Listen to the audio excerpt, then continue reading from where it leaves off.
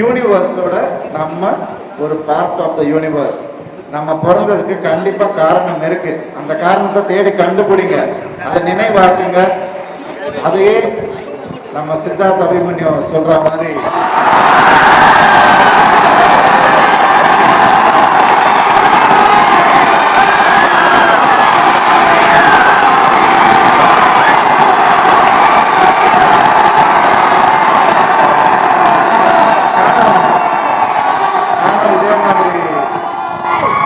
இதே மாதிரி அவருக்காக குரல் கொடுத்தவன் தான் இன்னைக்கு அவர் கூட நடிச்சிருக்கிறேன். அந்த பெருமை எனக்கு நிச்சயமா இருக்கு.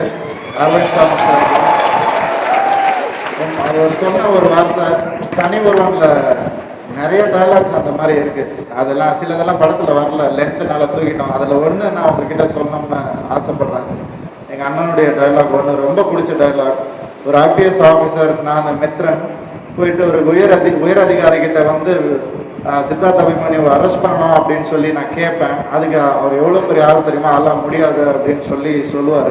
அப்போ ஒரு டயலாக் நான் பேசுகிற மாதிரி இருந்துச்சு, அதை எடுக்க முடியல எங்களால். என்னென்னா, சார் நீங்கள் இவ்வளோ வருஷம் இருந்திருக்கீங்க, ஒரு பெரிய கமிஷனராக இருந்திருக்கீங்க, நீங்கள் லைஃப்பில் என்ன சார் சாதிச்சிங்க அப்படின்னு கேட்பேன். நான் என்னைய அப்படி கேட்குறேன் முட்டாள்தனமா, நான் எவ்வளோ சின்சியராக இருந்தேன் தெரியுமா அப்படின்னு கேட்பாரு.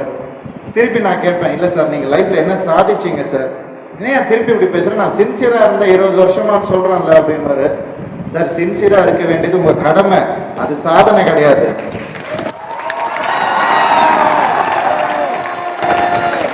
அப்படின்னு ஒரு டைலாக் அதை எடுக்காமல் போயிட்டாங்க. சரி இங்கேயாவது பேசி உங்ககிட்ட சொல்லிடலாம் தான் ஆசைப்பட்டு பேசுகிறேன்.